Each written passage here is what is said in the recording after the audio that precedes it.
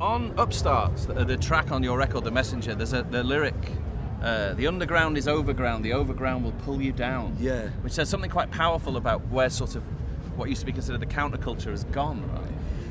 Where does Glastonbury sit within all that, do you think? I think it's an inevitable symbol and example of the counterculture being part of the mainstream, for better or worse. I'm not a particularly cynical person, or try not to be, so in some ways I can think that, well, for your guy on the street to be aware of Jaguar Marr or MIA or me or something like that is not such a terrible thing. Why should people who like rock music when they're in college in the early 90s or whatever just sort of give up on that? And it's an interesting thing. You wonder about the generation gap, although I do think the generation gap will always exist. I think parents, no matter how groovy they are, will always embarrass their children. Teenagers are going to look at the shoes that their dads are wearing and not approve. Even yours? No, mine's completely different in my case. When you played here with the Smiths in what, 84? Yeah. In terms of the sort of, politics with a small p, right? But yeah. Where did Glastonbury sit in your thoughts, really, as what it represented? Because that was the year the miners' strike started, and Thatcher was around, and all of that. It represented something that was dear to the hearts of older people that we respected. I don't mean to sound too obscure, but because we were on Rough Trade, what happened with us was that we knew that the older people at Rough Trade, Jeff Travis being one of them, some of the other people we were involved in, I remember that they were keen to impress on us that Glastonbury was worthy. Seriously, because it wasn't part of our culture. I think my peers would have regarded any festivals as being somewhat of a hangover from the 70s ideology, really.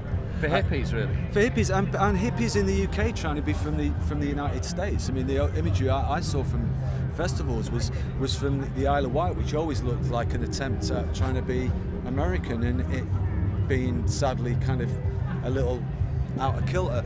But without a doubt, Glastonbury in 1984, when I first played it, was a political feeling. Everyone was on the same page. Thatcher was in your thoughts, essentially, among other things, right?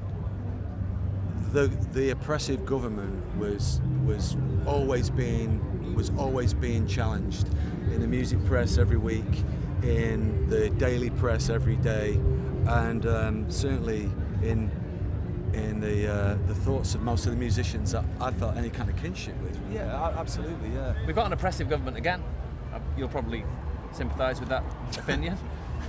Doesn't matter now. No one cares. But too many distractions. They're not in people's thoughts here nearly as much, are they? No, not in the slightest now. It's a much more inclusive. It has been co-opted. They're for everybody. They're for everybody. It's been co-opted. I don't know the answer to it because I have no idea why. I guess entertainment. And I include myself in this, along with everybody else. Entertainment and distraction is, I think, become our god. You said about the Messenger and moving back to Manchester that among the other things that attracted you back was the idea of sitting in cars with windscreen wipers going. Yeah. How are you with hot weather? Same as everybody else. I feel like just kicking back and just dicking around and not doing very much. Not a lot of amazing bands come out of Australia. Some, Birthday Party, fair enough, but I don't think great hot weather's that conducive to the kind of music that I make, really. So yeah, I'm a bit of a lazy ass like everybody else. Why not, eh? Take a bit of time off. You can't be a postmodern Mancunian icon every day of your life. It's too bloody hard.